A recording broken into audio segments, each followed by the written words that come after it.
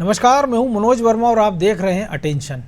और अटेंशन में आज बात होगी नाथ के इमोशनल कार्ड की। मंच पर नेताओं का भावुक होना कोई नई बात नहीं है।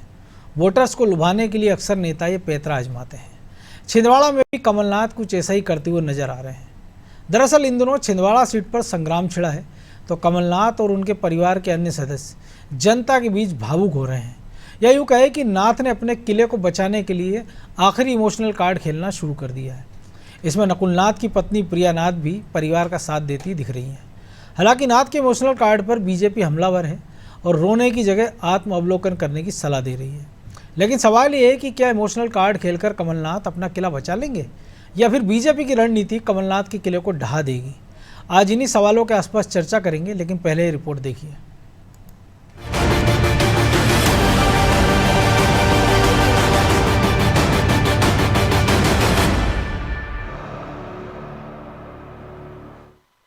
मैं तो यही कहता हूँ कि आपका प्यार और विश्वास मुझे मेरे आखिरी दम तक मिलता रहे, ये मेरी उम्मीद है।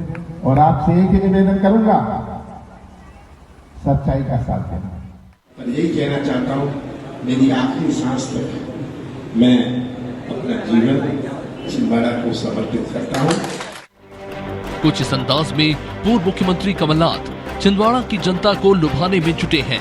छिंदवाड़ा समेत पूरे प्रदेश में कांग्रेस नेताओं में भागम भाग की स्थिति है। लिहाजा कमलनाथ ने कमजोर होते अपने गढ़ को बचाने के लिए इमोशनल कार्ड खेलना शुरू कर दिया है। वो अपने हर एक सभा में छिंदवाड़ा की जनता से आखिरी दम तक प्यार देने का वादा मांग रहे हैं। साथ ही कह रहे हैं कि वो भी आखिरी सांस तक यहाँ की जनता के लिए समर्पित रहेंगे। लेकिन सवाल ये है कि आखिर क्यों कमलनाथ को इमोशनल कार्ड खेलना पड़ रहा है। दरअसल बीजेपी हर हाल में छिंदवाड़ा की सीट को जीतना चाहती है। कमलनाथ के कई करीबी भी उनका साथ छोड़कर बीजेपी में शामिल हो गए हैं, जिस पर नकुलनाथ की पत्नी प्रिया नाथ का भी दर्द झलका। उन्होंने कहा कि जब मैं पिता कमलनाथ को देखती हूँ तो बहुत दुख होता है, जिन्हें हमने अपना समझा, अपने परिवार की तरह प्यार दिया। कमलनाथ ने आशीर्वाद दिया, जब उनकी अग्नि परीक्षा का समय आया तो उन्होंने धोखा दे दिया। दुख हुआ है जब मैं पिताजी कमलनाथ जी को देखती हूँ तो दुख होता है कि जिन्हें हमने अपना समझा, जिन्हें हमने हमेशा अपनी परिवार की तरह प्यार दिया, कमलनाथ जी ने आशीर्वाद दिया, जब उनकी अग्नि परीक्षा का समय आया तो उन्होंने धोखा दिया।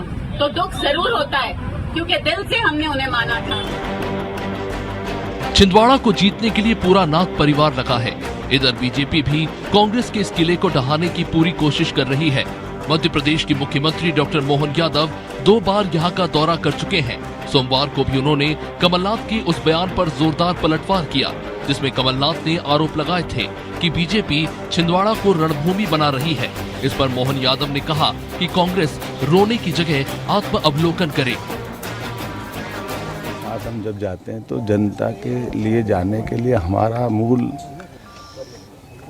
तंत्र अपनी पार्टी होती है। वो पार्टी में जुड़े हुए पदाधिकारी होते हैं और पदाधिकारियों का विश्वास अगर हमारे हाथ से उठने लगे तो हम दूसरों को दोष कैसे दे सकते हैं। हमारे साथ पदाधिकारी, विधायक, महापौर जिनका निर्वाचन होता है, जब वो अपने साथ खड़े होते हैं और जब ये जा रहे हैं, इसका अर्थ है कि आपकी हताशा की, निराशा की अवस्था आ गई। बेहतर ये होगा कि अपना आत्मनिरीक्षण लोग करें और निर्वाचन में रोना, निराशा दिखाना ये स्वाभाविक है। कई दशक से छिंदवाड़ा कांग्रेस का गढ़ बना हुआ है। 2014 और 19 में मोदी लहर में भी कांग्रेस ये सीट बचाने में कामयाब रही, लेकिन इस बार बीजेपी का टारगेट प्रदेश में क्लीन स्वीप का है। लिहाजा कांग्रेस के किले में सेंधमारी का खेल शुरू हो गया और अब इस सेंधमारी को रोकने के लिए कमलनाथ और उनका परिवार इमोशनल कार्ड का सहारा लेते दिख रहा है। हालांकि कमलनाथ की ये रणनीति कितनी सफल होगी, ये बड़ा सवाल है। ब्यूरो रिपोर्ट, अनादि टीवी।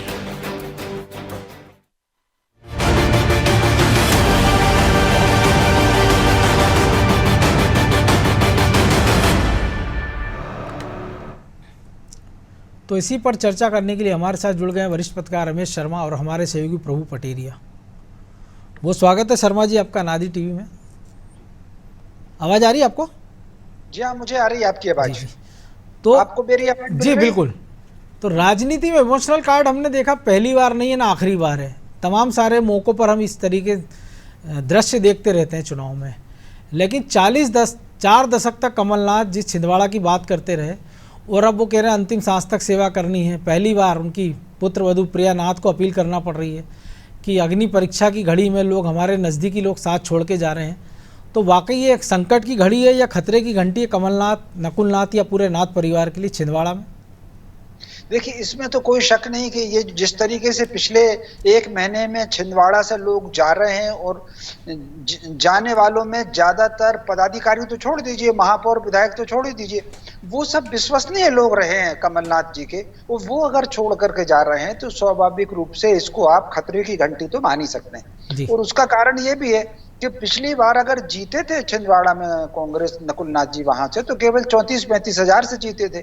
अब ऐसी स्थिति में महापौर अगर चला जाएगा, पूर्व मंत्री का बेटा चला जाएगा, एक विधायक चला जाएगा, तो वो 34 हजार का कैसे कवर हो पाएंगे? तो निश्चित रूप से इमोशनल कार्ड वो खेल रहे हैं। और ये ठीक उसी प्रकार की उन्होंने ये जो 2 दिन में रणनीति आई है, जैसी इमोशनल कार्ड अपनी उनकी पत्नी दिल्ली में खेल रही है सुनीता केजरीवाल, ठीक उसी प्रकार नकुलनाथ की बेटी आई सामने, बहू सामने आई, पत्नी सामने आई है। क्योंकि भारत में कुछ भी हो, महिलाओं के प्रति थोड़ा सा सॉफ्ट कॉर्नर रहता है, एक आदर रहता है, एक सद्भाव का भाव रहता है, जो भी रहता है, तो इसलिए उनको आगे किया है। वो छिंदवाड़ा में भाजपा को खतरे की, कांग्रेस को खतरे की घंटी है, इसमें कोई दो राय नहीं। इस बार कांग्रेस के लिए बहुत मुश्किल है। ये जो इस समय मैं रणनीति देख रहा हूं छिंदवाड़ा में, ये उस रणनीति से 10 गुना अधिक है जब सुंदरलाल पटवा चुनाव लड़ने गए थे। तो सुंदरलाल पटवा जी एक बार जब उपचुनाव लड़ने गए थे, पटवा जी ने वहां से 2 चुनाव लड़े, एक जीते एक हारे। तो जो उपचुनाव लड़ा था, उसमें जिस तरीके से उन्होंने लोगों को तोड़ा था, उन्होंने भी कई लोगों को तोड़ा था। एक उसमें बाद में जो अभी गवर्नर थी छत्तीसगढ़ की, अनुसुईया उइके, वो भी एक उसमें से शामिल थी। तो ऐसे उन्होंने लोगों को तोड़ा। लेकिन उस वक्त जिस तरीके की रणनीति, ये रणनीति उससे 10 गुनी भारी रणनीति है। तो मान करके चलिए खतरा बहुत है कांग्रेस को छिंदवाड़ा में। जी तो प्रभु जी खतरा है, और ये लग रहा है कि इतनी जल्दी टलता नजर आएगा, क्योंकि हमने ऐसे दृश्य पिछले चुनाव में भी देखे थे कि जब ज्योतिरादित्य सिंधिया की पत्नी को पहली बार लोगों ने खेत में देखा था। उसके पहले राजमाता जो कही जाती थी, सिंधिया जी की माता जी, वो राजमाता के बाद जब पवैया चुनाव लड़े थे तो ग्वालियर में पहली बार लोगों ने राज परिवार को इकट्ठे घूमते देखा था, और बहुत मुश्किल माधवराव सिंधिया चुनाव जीते तो फिर वो गुना शिफ्ट हो गए थे। और अब ये स्थिति हम जो देख रहे हैं कि अगर आपके करीबी लोग लगातार छोड़ रहे हैं, कि या तो पहले ये था कि कमलनाथ नकुलनाथ आ जाते, वो आए नहीं, तो अब दूसरी बेहतर रणनीति ये कि जो आसपास के लोग हैं उनको तोड़ दिया जाए, उस किले को इतना कमज़ोर कर दिया जाए, नींव कंगूरे सारे हिला दिए जाएँ, ताकि जब गेट तोड़ने की नौबत आए तो ज़्यादा परिश्रम ना करना पड़े। देखिए मनोज जी, ये रणनीति का हिस्सा है, और निश्चित तौर पर जैसा रमेश शर्मा जी बता रहे हैं कि 1997 में जब सुंदरलाल पटवा वहाँ से चुनाव लड़े थे, जब कांग्रेस के इस किले को पहली बार बीजेपी ने सेंध लगाई थी, ढाना तो नहीं कह सकते क्योंकि लगभग 1 साल के लिए वो सांसद ही उनके पास रही थी, उपचुनाव जीते थे और अगले चुनाव में कमलनाथ ने उनको हरा दिया था।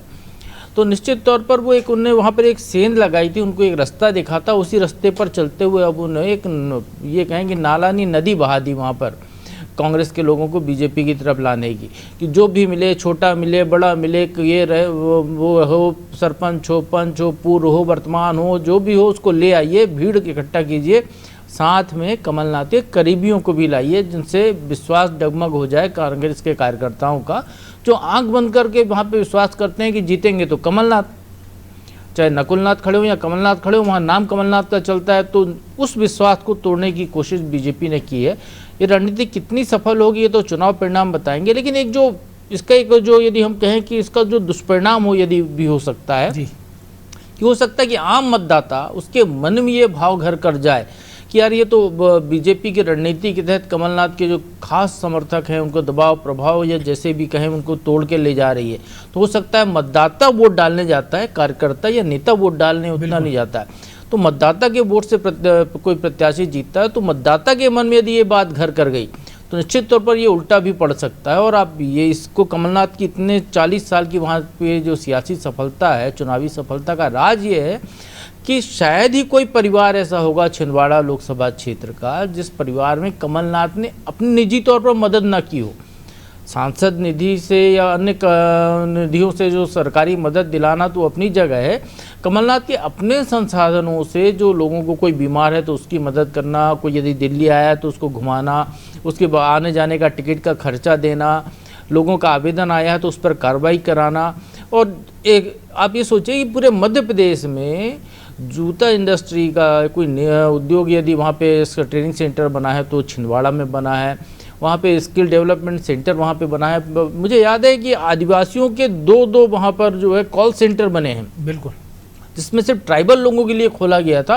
वो एक बड़ा प्रयोग हुआ इसमें, और ये बहुत पहले जब मध्य प्रदेश में शायद ही कोई एक इंदौर के अलावा कहीं और कोई कॉल सेंटर हो तो वहाँ इंटरनेशनल स्तर के कॉल सेंटर उन्होंने बनवाए।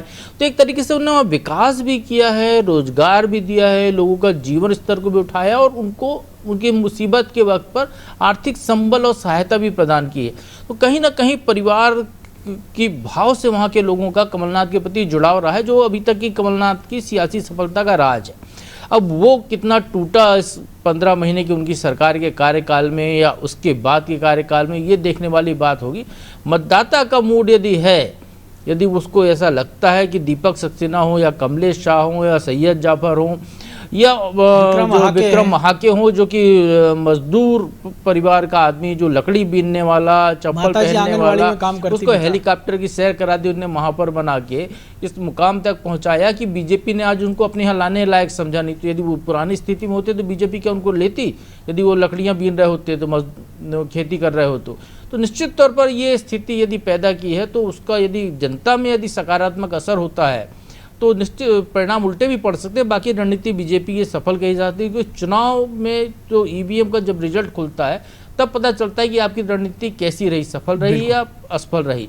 क्योंकि हमने अभी 2023 के चुनाव में देखा, जब लाडली बहना कार्ड चला गया था शिवराज सिंह के द्वारा मध्य प्रदेश में जो लाडली बहनाओं को, तो ये माना जा रहा था कि कोई असर नहीं करेगा, बेअसर मुद्दा रहेगा। लेकिन आप देखिए जब नतीजे खुलकर आए, जब वोटिंग परसेंटेज दिखा लोगों को, तो समझ में आया कि उस महिलाओं के दम पर जो है 163 सीटें बीजेपी जीत गई, जबकि सारे सर्वे और पुराना चुनाव के पहले के जितने आकलन थे वो सब मध्य प्रदेश में तो कांग्रेस सरकार बनवा रहे थे। बिल्कुल। तो शर्मा जी, जो प्रभु जी ने कहा उसको थोड़ा आगे बढ़ाते हुए, कई बार होता है कि जो कमलनाथ ने किया है, जो उपलब्धियाँ बताई, तो लोगों को लगता है कि उनके लिए भी हमने 4 दशक तक उनका साथ दिया है, लेकिन ज़रूरी नहीं है कि पिता की विरासत को बेटा बढ़ाए तो उसके साथ जाएं। ये जो हमने ज्योतिरादित्य सिंधिया के साथ भी होता देखा, हमने पिछले चुनाव में राहुल गांधी के साथ भी देखा है कि जब सोनिया गांधी को जिताया, राजीव गांधी को जिताया, इंदिरा गांधी को जिताया, लेकिन राहुल को दूसरी बार में अमेठी से नकार दिया गया, चौथी बार में। ये ऐसे तमाम सारे नेता हमने देखे जिनको पुत्रों को पब्लिक ने नकार दिया है, क्योंकि ठीक है पिता ने जो किया उसकी उन्होंने जो कमाई थी, जो गया वो काट चुके हैं। तो इसी संकट से या इसी धर्म संकट से कमलनाथ गुजर रहे हैं, इसीलिए शायद वो अपील ज़्यादा भावुक होकर कर रहे हैं कि मैं मरते दम तक सेवा करूंगा, मेरे को देखिए, मैंने जो काम किए उसको याद करिए। देखिए, निश्चित रूप से ये वाकई इस समय जो संक्रमण काल इसको कह सकते हैं, न कि संक्रमण काल न केवल कांग्रेस के अंदर है, बल्कि छिंदवाड़ा में मध्य प्रदेश की सारी लोकसभा सीटों में से सबसे ज्यादा छिंदवाड़ा में है।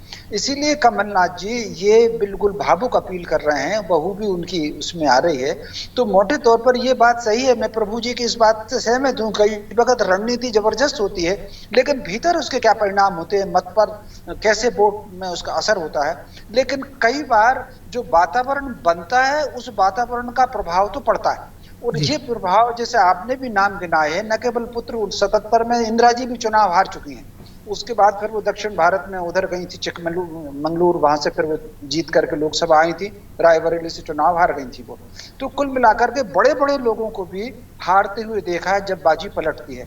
तो छिंदवाड़ा में भाजपा ने जो एक काम किया है, जिसका मुझे जो असर दिख रहा है इस दल बदल में, भाजपा ने ये बिल्कुल प्रचार किया था कि छिंदवाड़ा की सीट जो है वो कमलनाथ जी बाहर के आदमी थे, ये कांग्रेस की सीट थी, 80 के चुनाव में, 77 के चुनाव में भी कांग्रेस भी जीती थी, और इसको उन्होंने अब परिवारवाद की बना लिया।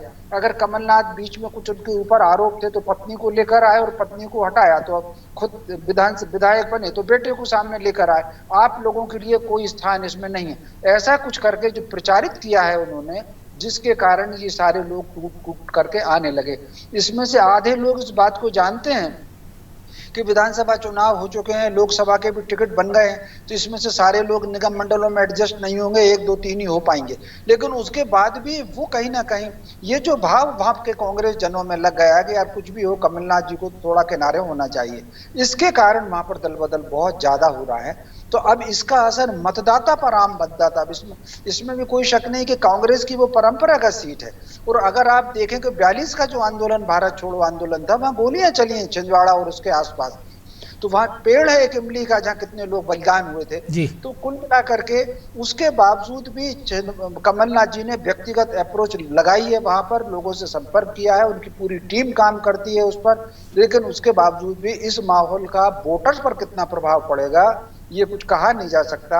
लेकिन आज की तारीख में छिंदवाड़ा में मुझे तो कांग्रेस के लिए भारी संकट दिख रहा है। जी प्रभु जी, 2019 के जब नतीजे आए थे तभी बीजेपी ने ठान लिया था, वैसे तो 14 में कि गुना और छिंदवाड़ा निशाने पर है।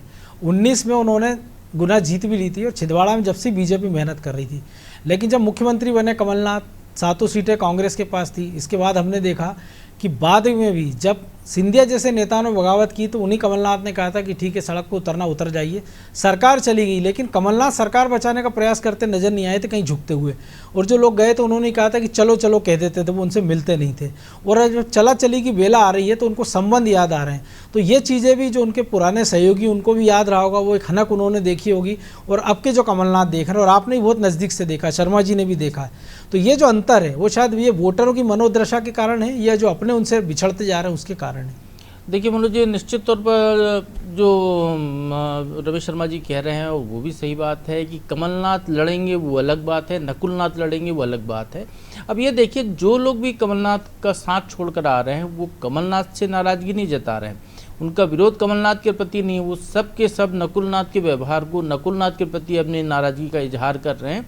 और वो कह रहे हैं हमारी आस्था तो अभी भी कमलनाथ के साथ है।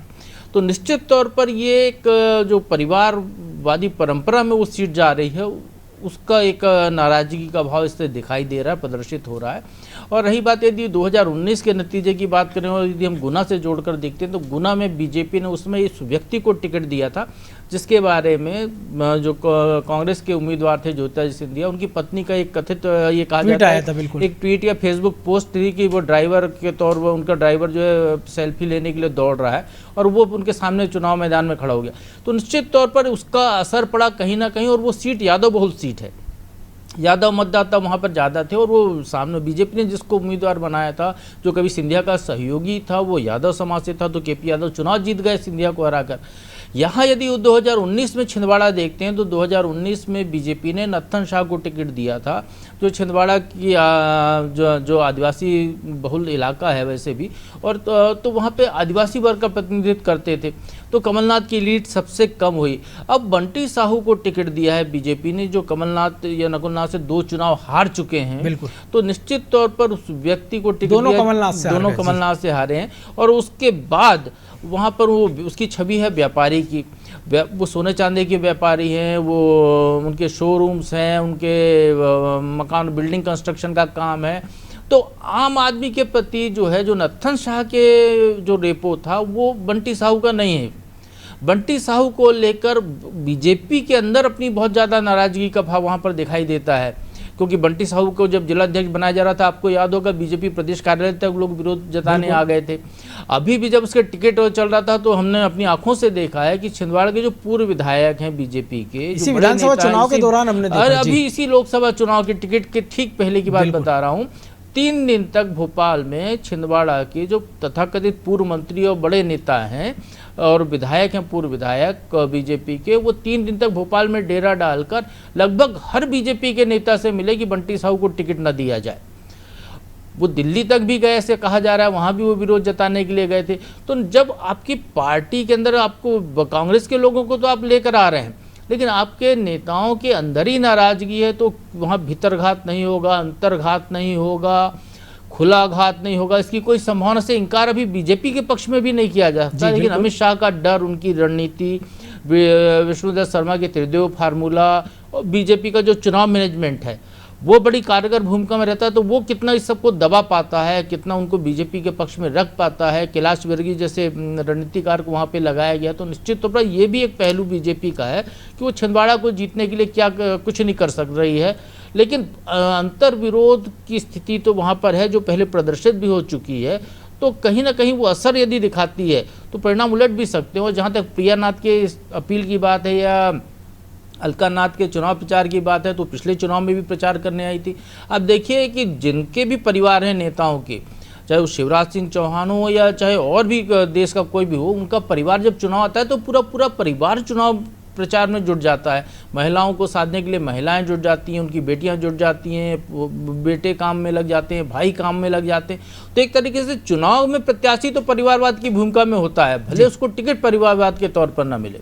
शर्मा जी, भले टिकट ना मिले, जो प्रभु जी ने कहा कि बीजेपी के अपने खतरे, लेकिन एक सबसे बड़ा जो संकट है कि पहले कहा गया था, ऐसे अंदर खाने हमने भी देखा, आपने भी आरोप लगते रहे थे कि एक सॉफ्ट कॉर्नर बीजेपी के बड़े नेताओं का कमलनाथ के प्रति था, क्योंकि पिछले चुनाव में भी ये था कि शिवराज सिंह चौहान तत्कालीन मुख्यमंत्री की सभा होना थी, कैंसिल हो गई।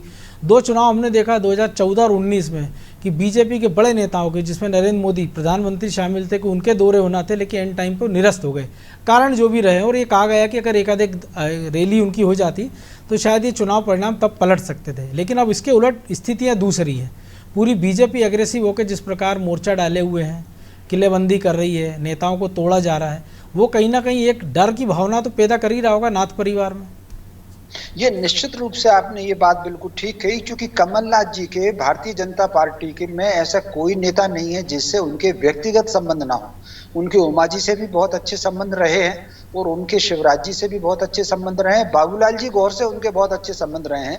मेट्रो अगर आई है तो वो गौर जी और कमलनाथ के बीच की बातचीत के कारण ही मेट्रो आई हुई है। तो कमलनाथ जी के प्रति सॉफ्ट कॉर्नर सबका रहा है। और फिर वहां जो भाजपा के जो मिडिल स्तर के जो बहुत सारे नेता हैं, उनसे उनके बहुत अच्छे रहे हैं। तो स्वाभाविक रूप से ये तो कहा नहीं जा सकता कि आगे आने वाले किसकी भूमिका, अंदरूनी भूमिका किसके स्तर पर क्या होगी, ये बिल्कुल वाकई नहीं कहा जा सकता। एक और बात मैं बिल्कुल समर्थन करूंगा प्रभु पटेरिया जी की इस बात का कि ये जो भाजपा के कार्यकर्ता के अंदर अंतर विरोध है, छिंदवाड़ा में तो बहुत ज्यादा इस बार देखने को मिलेगा ही, लेकिन ये पूरे प्रदेश में भी है कहीं ना कहीं। जिस तरीके से कांग्रेस के लोग आ रहे हैं, वो निचले स्तर पर जो कार्यकर्ता में असहजता जो दिख रही है, वो कहीं ना कहीं ये द्वंद्व रहेगा ही। वो फिर मुझे तो एक विषय से हटके आपको कहता हूँ जी बिल्कुल मनोज, कि जो पूरी ताकत इस समय पार्टी का नेतृत्व छिंदवाड़ा में लगा रहा है, तो कहीं ना कहीं दूसरी सीटों पर, जैसे मुझे इस वक्त राजगढ़ में भारी दिख रहा है कि अच्छी लड़ाई होगी, मंडला है, बालाघाट है, बहुत सारी सीटें हैं जहाँ पे फाइट में आ सकती है। कहीं ऐसा ना हो कि इस वक्त सारी ताकत आप छिंदवाड़ा में लगा रहे हैं और वहाँ आपकी कहीं और कठिनाई उपस्थित हो जाए। ये जो वाकई इस वक्त संगठन के स्तर पर सबसे पहले तो भाजपा को अपने को एकजुट करना पड़ेगा, एक नंबर बात। अपने समर्थक मतदाता को निकालना पड़ेगा, दूसरी नंबर बात। तीसरे नंबर बात, छिंदवाड़ा में इस बात मान करके चलिए कि इस बार जो मतदान का कंपटीशन होगा, दोनों पार्टी अपने समर्थक मतदाता को निकालेंगे और मतदान के प्रतिशत का अगर रिकॉर्ड टूट जाए तो इसको आश्चर्य नहीं माना जाना चाहिए। इस बार की लड़ाई वाकई वहां पर बहुत दिलचस्प होगी। भारतीय जनता पार्टी के कार्यकर्ता ने अगर सैबोटेज ना किया तो कांग्रेस को खतरा है, और जैसी झलक अभी इन दोनों दिख रही है, ये झलक यथावत रही तो परिणाम क्या होगा कहा नहीं जा सकता है। जी तो प्रभु जी, जो पिछली बार आपने इशारा किया, संकट ये भी ना कि 2 चुनाव से उन लोगों की दाल नहीं गल रही है और जो नए लोग आते जा रहे हैं, तो ऐसे में उनके लिए स्पेस बचा नहीं। तो दोनों खतरे, या तो पार्टी मान ले कि ये कोई खतरा नहीं है, अब इनका कोई जनाधार नहीं है तो उनको हाशिए पर डाल दे, या दूसरा ये लोग भी मान लें कि ठीक है, अगर हमारे बिना आप कैसे जीत पाते हो। ये भी एक संकट बीजेपी के सामने तो रहेगा। निश्चित तौर पर मनोज जी, संकट तो रहेगा ही रहेगा बीजेपी के सामने, क्योंकि आप इतने बाहर के लोगों को लाकर उन पर विश्वास जताए रहे हो, तो आपके जो मूल कार्यकर्ता हैं, आपके जो मूल नेता हैं, उनमें की नाराजगी कहीं ना कहीं जो है असर दिखा सकती है। आप याद कीजिए, आप फिल्म सीन देखिए, आप छिंदवाड़ा से यदि कल जो लोग बीजेपी में आए या विक्रम आहाके के साथ जो लोग बीजेपी में शामिल हुए, वहाँ के महापौर के साथ, सभापति भी, तो आप देखिए मंच पर कौन थे।